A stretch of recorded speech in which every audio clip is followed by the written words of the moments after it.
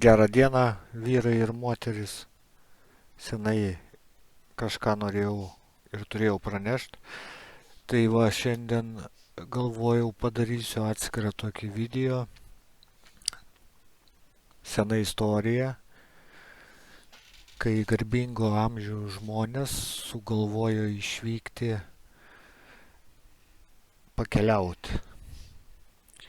Ir atsitiko toks dalykas, prieš norėdami išvykti, pranešė, kad išvyksta ir išsideklaravo iš Lietuvos Respublikos. Bet kol susikrovė tašę, žiūri, kad negauna pensijos 1 mėnesį, 2 mėnesį. Tada kreipėsi į sodrą, sako, jo, jūs dabar Švedijai. Tai kadangi jūs Švedijai, tai sako,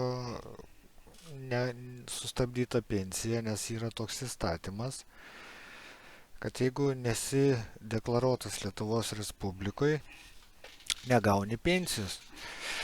Nu, jie nuvyko atgal, prisideklaravo savo gyvenamą vietą ir jiem vėl pradėjo mokėti pensiją. Bet už tą laiką pinigų nieks negrąžino. Bandė ten tartis, sako, ne, iš kur mums žinot, gal jūs Švedijai buvot ir gavot tą pensiją, tai dabar mes, kad apsisaugot save, kad neišmokėt dvigubai jum, todėl negalim mokėti. Jeigu norit, tai turit važiuoti į Švediją ir pateikti tos valstybės atitinkamos institucijos pažymą, kad jūs ten negavot pensijas.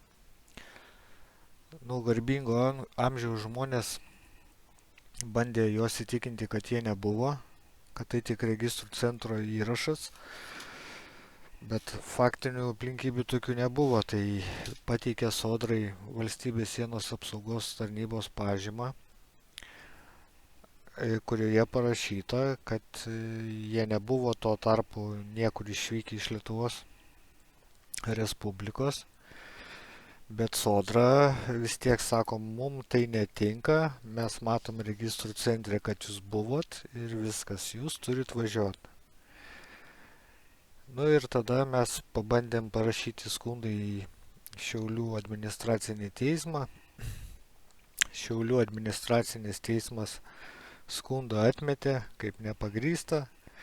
Mes tą skundą apskundėm, išnagrinėjo į Kauno apygardos teismas, liepė nagrinėti iš naujo, bet kažkaip tai pats apygardos teismas pasiliko tai nagrinėti.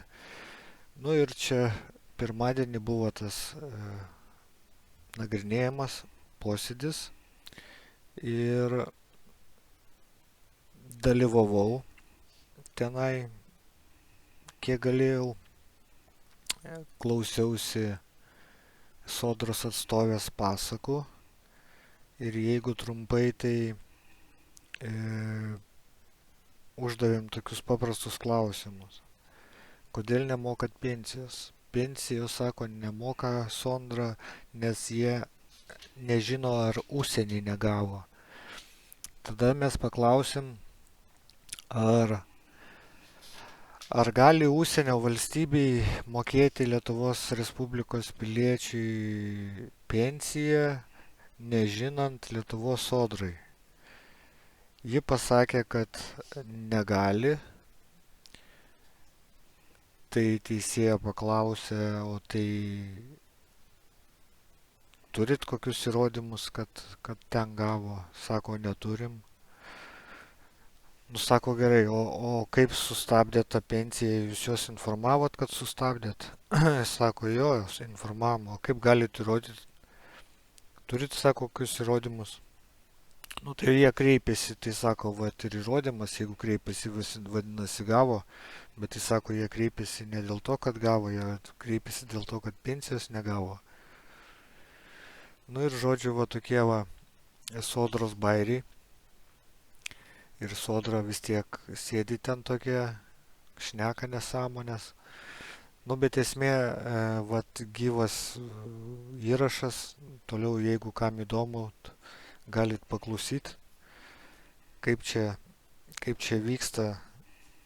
2 metus reikia pešiotis dėl savo turto, nes pensija tai yra žmogaus turtas, jis uždirbtas. O sodra sako, nu, lakstyk ten, eik ten, daryk tą, daryk pritupimus, daryk atsispaudimus. Nu ir žodžiu, finale žiūrėsim, bus gegužės 19 nuosprendis, kokį sprendimą priims teismas, nes, nu, ten jau akivaizdžiai buvo viskas aišku, bet sodra dar pasiskundė, kad labai jie liko nepatenkinti, kad pareiškėjai kreipėsi į teismą, nes jie kaip ir tipo komunikavo. Ta komunikacija buvo, tai ateina į sodrą, užrakina duris, liepia eiti ten, važiuoti, skristi į Švediją liepia, kur niekad nebuvo. Nu, žodžiu, tai va tokie va reikalai. Galit susipažinti su medžiaga, žinosit, kas nežinot, tai va tiek. Gražios dienos, iki kito karto. Pareiškėjai nurodo, jog Panevėžio skyrius neteisėtai sustabdė ir neišmokėjo senatvės pensijas ir dėl to atsirado pareiškėjų nurodoma žala. Tai prašom, kas kalbėsite. Taip, tai prašom atsakovo atstovė, ar sutinkate su skundu ar ne, jeigu nesutinkate dėl kokių priežasčių. Gal dar įmanoma kažkaip taikiai spręsti šį skundą. Šiai dienai su pateiktų skundų nesutinkame. O dėl to, ar kažkaip galima taikyti, tai aš dabar išgirdau, kad pareiškėjai dar reiškia naują reikalavimą, prašo atlyginti dar. Dėl to dar sugrįžtame. Taika ir bendras sutarimas yra kažkokių nuolaidų abipusis darymas. Tai nežinau, man sunku išvelgti ir iš pareiškėjų pusės tą norą. Gerai, tai išdėstykit savo poziciją, o paskui dar spręsim klausimus.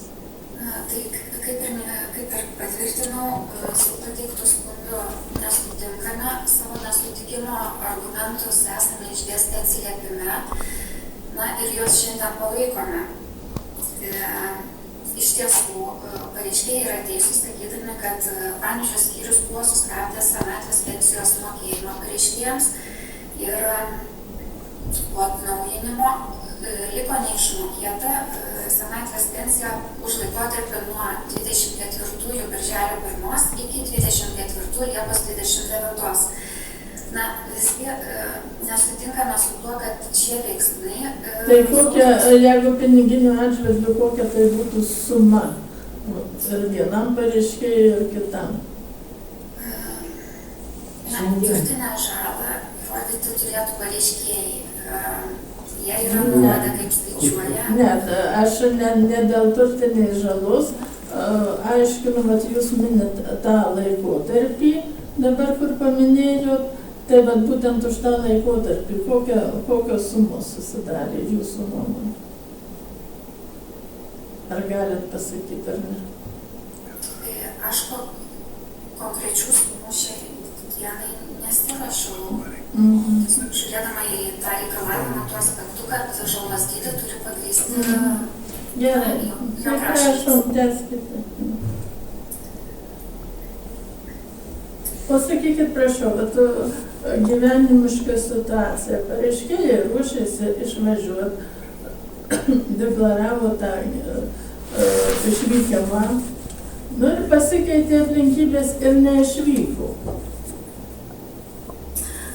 Pareiškėjams niekas netrukdė tuoj pat. Nu, jie neišvyko ir dar galbūt ir nežinojo, kad pensijų mokėjimas sustabdomas ir dabar kaip jiem elgtis tokioj situacijoje. Jie teisingai, kaip sužinojo, kad pensija nemokama, atvyko ir parašė prašymus, bet jeigu jie nebuvo išvykę iš Lietuvos, tai kokios institucijos Švedijoje jie turėtų prašyti ir kokį adresą nurodyti. Gerbiamas teisme, aš citavau, kuo remiantis mes priėmėm sprendimus. Įstatymai yra labai aiškiai pasakyta, kalbu būtent apie socialinio draudimo pensijų įstatymo 3 straipsnio 1 dalies 1 punktą. Tenai, pensiją turi teisę gauti asmenys gyvenantis ir deklaravę gyvenamą vietą Lietuvoje. Jeigu ši sąlyga netenkinama, pensijos mokėjimas sustabdomas. Žinoma, tai nereiškia, kad pareiškėjai neturi teisės gauti pensijos. Tačiau tam, kad išvengti dvigubo, tam, kad išvengti pensijos permokėjimo, nes pareiškėjai turi teisę ir išvykę gauti pensiją iš tikrųjų Švedijoje. O tam, kad įsitikinti, kad jie ten negavo, mes sustabdėm pensijos mokėjimą ir paprašėm pateikti reikalingus duomenis. Tiesa, vėliau 25 gegužę pareiškėjai kreipėsi į mus, pateikė prašymus ir tuose prašymuose nurodė, kad nebuvo išvykę į Švediją. Tuomet įvertinę naujai pareiškėjo nurodytas aplinkybės, pareiškėjams siūlėme kreiptis į gyventojų registrą ir patikslinti gyventojų registro duomenis. Na ir patikslino pareiškėjai. Mūsų turimais duomenys nebuvo patikslinti. Yra registrų centro, valstybinės įmonės registrų centro raštas dėl išvykimo iš Lietuvos Respublikos deklaravimo duomenų taisymo. Ir nurodyta, jog patikrinus gyventojų registrų duomenis nustatyta, kad tą išvykimą į Švediją nuo 24 gegužės 3 dienos gyventojų registre įrašyti, atsižvelgdami į aukščiau nurodytą informaciją ir vadovaudamiesi Lietuvos Respublikos gyventojų registrų įstatymų 9 straipsnio 3 dalimi Lietuvos Respublikos gyvenamosios vietos deklaravimo įstatymo 8 straipsnio 2 dalimi ir gyventojų registro nuostatų 18.1.3 papunkčių. Kartu atsižvelgdami į tai, kad gyventojų registre įrašyti duomenys atitinka dokumentus, kurių pagrindų duomenys įrašyti, pranešame, kad ištaisyti ar pakeisti išvykimo iš Lietuvos Respublikos deklaravimo duomenys neturime teisinio pagrindo ir jūsų prašymo tenkinti negalime. Yra toks pateiktas šiandieną atsakymas. Prašome, tęskite. Į tai, kad nurodyta teisinį pagrindą ir bendradarbiavimas su pareiškėjais, visi laikomės nuomonės, kad Panevėžio skyrius pagrįstai sustabdė ir neišmokėjo pensijos už minėtą laikotarpį ir veikia taip, kaip yra numatyta įstatyme. Todėl prašysime konstatuoti, jog Panevėžio skyriaus veiksmai buvo pagrįsti, o pareiškėjų skundą atmesti. Todėl prašysime pareiškėjo skundą atmesti kaip nepagrįstą. O sakykite, prašau, kaip yra pateikta registrų centro pažyma, kurioje jie paaiškina, kad neturi pagrindo ištaisyti registrų įrašo duomenis, kadangi tai jeigu pareiškėjai, kaip ir nurodo ir kaip matyti iš pateiktų kvitų pinigų priėmimo, jie nebuvo išvykę iš Lietuvos. Suformino dokumentus, bet realiai neišvyko. Ką jie dar turėtų pateikti ir kaip įrodyti tą aplinkybę. Kadangi Švedijoje duomenų ir adreso jie negali nurodyti, kad jie nebuvo Švedijoje, o gyveno tuo metu Lietuvoje, tai kaip jie turėtų elgtis. Vis dėlto yra, pensija yra tas pajamų šaltinis, iš kurio žmonės tuo metu pragyvena. Aš, žinoma, suprantu, sutinku. Tačiau kaip pareiškėjai gavę registrų centro atsakymą, mes jo neturim, mūsų su juo nesupažindino. Tai aš supažindinu. Tačiau mes sutikdami, jie visą laiką, taip kaip ir su mūsų sprendimais, taip kaip ir su registrų centro sprendimu, jie galėjo skųsti, jie galėjo ginčyti. Bet jie neprašė, iš kitos pusės jie neprašė priimti sprendimų tokių. Bet jie deklaravo, Taip, jie deklaravo. Aš suprantu, kad jie deklaravo,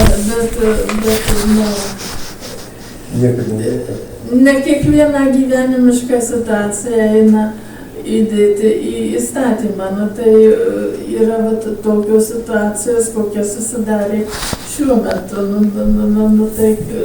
Tai institucija turėtų pasakyti, kaip elgtis pareiškėjam šioje situacijoje. Gerbiamas teisme, institucijos veiksmus taip pat apriboja įstatymas. Atsiradus įstatymą numatytam pagrindam, buvo priimtas sprendimas sustabdyti pensijos mokėjimą. Pareiškėjai deklaravo išvykimą gegužės 3 dieną. Sprendimai dėl pensijos sustabdymo jam buvo išsiųsti gegužės 9 dieną. Sprendimais nuspręsta stabdyti pensijos mokėjimą ne nuo gegužės, tačiau kaip įstatyme numatyta nuo sekančio mėnesio 1 dienos. Sakykit, prašau, kokius įrodymus byloje galite pateikti, jog pareiškėjai gavo jūsų sprendimus, kad jiem buvo įteikti sprendimai. Sprendimai buvo išsiųsti. Kad pareiškėjai gavo, tai patvirtina, kad jie kreipėsi į mus. Tai jie kreipėsi, kad Liepos 29, kai negavo eilinį kartą pensijos. Tuomet ir kreipėsi.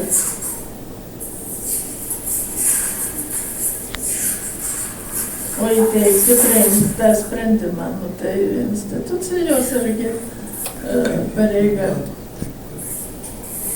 supažindinti pareiškėjus.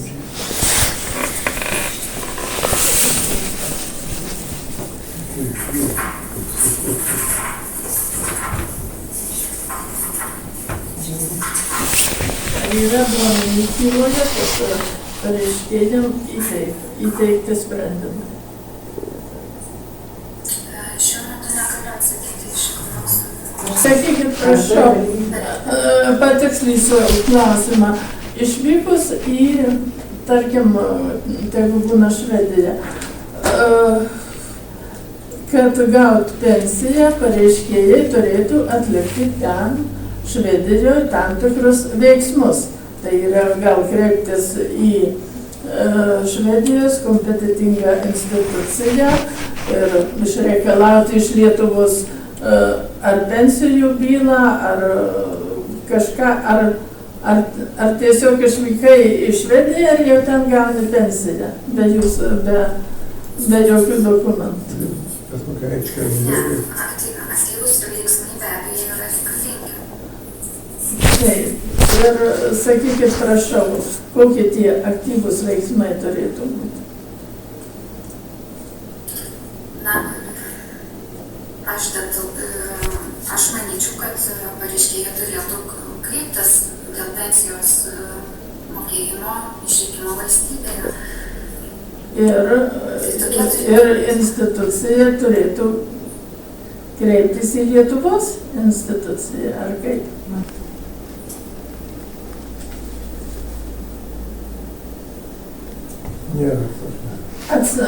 Ar galit pasakyti, ar be žinios sodros Švedijoje pareiškėja galėjo gauti išmokas? Toks buvo klausimas.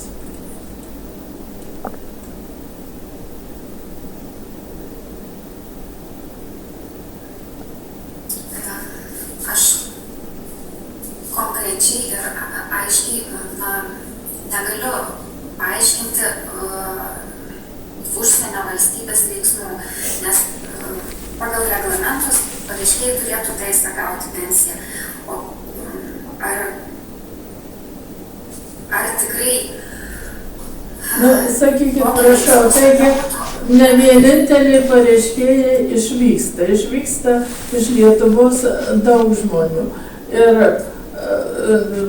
negi nežinot šiuo atveju, ar kreipiasi institucija į sodrą, ar nesikreipia? Vyksta susirašinėjimas per mano minėtą elektroninę sistemą. Tarp Europos Sąjungos valstybių narių. Taip. O sakykit, prašau, nagrinėjimo atveju, ar buvo toks susirašinėjimas?